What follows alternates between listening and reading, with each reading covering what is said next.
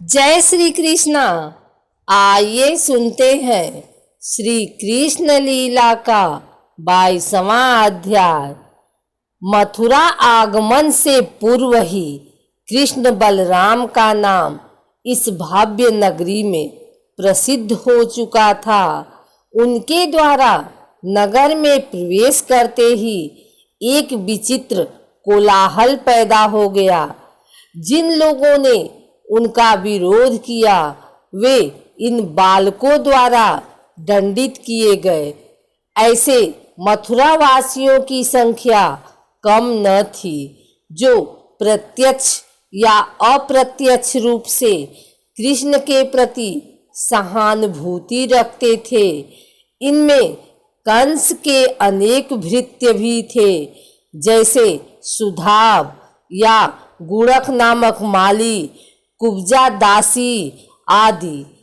जब श्री कृष्ण और बलराम मथुरा पहुंच गए और वहां के रक्षक को समाप्त कर दिया, इतना करने के बाद कृष्ण बलराम ने रात में संभवतः अक्रूर के घर विश्राम किया। अन्य पुराणों में यह बात निश्चित रूप से ज्ञात नहीं हो पाती कि दोनों भाइयों ने रात कहाँ बिताई। कंस ने ये उपद्रवपूर्ण बातें सुनी। उसने चाणूर और मुष्टिक नामक अपने पहलवानों को कृष्ण बलराम के वध के लिए सिखा पढ़ा दिया। शायद कंस ने यह भी सोचा कि उन्हें रंग भवन में घुसने से पूर्व ही क्यों न हाथी द्वारा कुचलवा दिया जाए, क्योंकि भीतर घुसने पर वे न जाने कैसा वातावरण उपस्थित कर दें। प्रातः होते ही दोनों भाई धनुर्याग का दृश्य देखने राजभवन में घुसे। ठीक उसी समय पूर्व योजना अनुसार कोलापीड़ नामक राज्य के एक भयंकर हाथी ने उन पर प्रहार किया। दोनों भाइयों ने इस संकट को दूर किया। भीतर जाकर कृष्ण चाणूर से और बलराम मुष्टिक से भिड़ गए। इन दोनों पहलवानों को समाप्त कर कृष्ण ने तोसल्क नामक एक अन्य योद्धा को भी मारा। कंस के शेष योद्धाओं में आतंक छा जाने और भगदड़ मचने के लिए इतना कृत्य यथेष्ट था।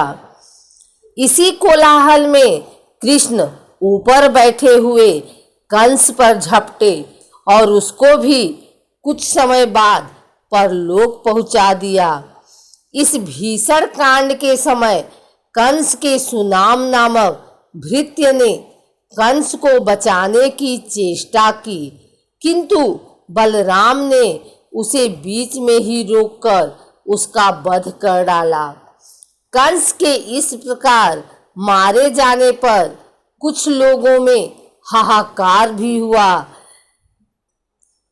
हो सकता है कि मथुरा नरेश कंस की इस प्रकार मृत्यु देखकर तथा उसकी रानियों और परिजनों का हाहाकार सुनकर दर्शकों में कुछ समय के लिए बड़ी बेचैनी पैदा हो गई। अपना कार्य पूरा करने के उपरांत दोनों भाई सर्वप्रथम अपने माता पिता से मिले। वसुदेव और देवकी इतने समय बाद अपने प्यारे बच्चों से मिलकर हर्ष गदगद हो गए। इस प्रकार माता पिता का कष्ट दूर करने के बाद कृष्ण ने कंस के पिता उग्रसेन को, जो अंधकों के नेता थे, पुनः अपने पद पर प्रतिष्ठित किया। समस्त संघ चाहता था कि कृष्ण नेता हों, किंतु कृष्ण ने उग्रसेन से कहा, मैंने कंस को सिंहासन के लिए नहीं मारा है। आप यादवों के नेता हैं, अतः सिंहासन पर बैठें। मालूम होता है कि इस पर भी कृष्ण से विशेष अनुरोध किया गया, तब उन्होंने नीतिपूर्वक ययाति के श्राप का स्मरण दिलाकर सिंहासन त्याग की बात कही।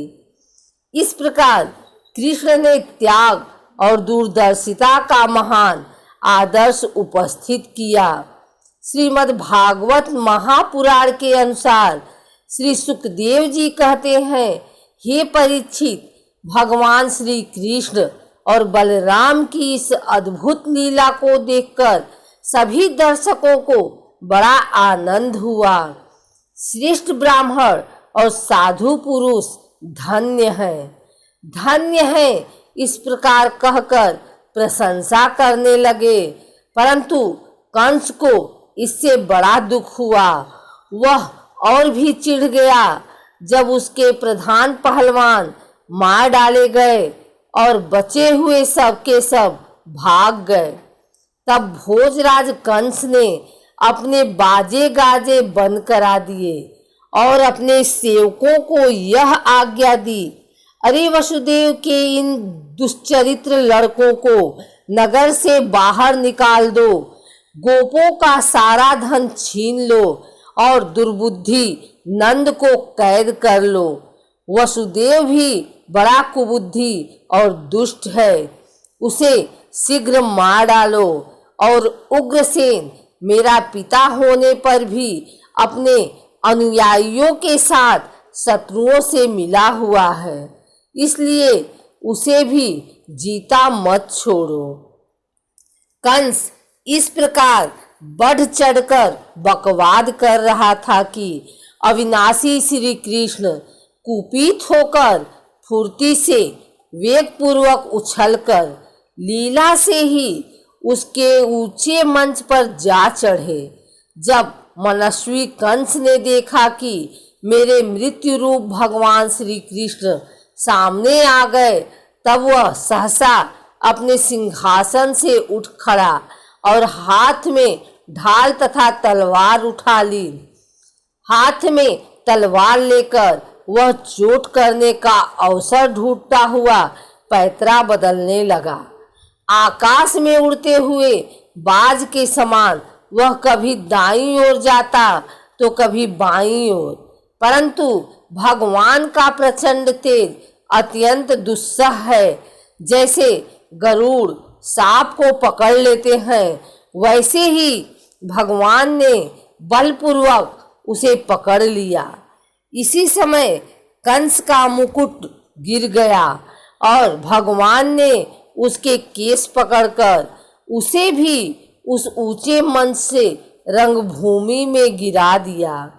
फिर परम स्वतंत्र और सारे विश्व के आश्रय भगवान श्री कृष्ण उसके ऊपर स्वयं कूद पड़े। उनके कूदते ही कंस की मृत्यु हो गई। सबके देखते देखते भगवान श्री कृष्ण कंस की लाश को धरती पर उसी प्रकार घसीटने लगे जैसे सिंह हाथी को घसीटे। नरेंद्र, उस समय सबके मुंह से हाय हाय की बड़ी ऊंची आवाज सुनाई पड़ी।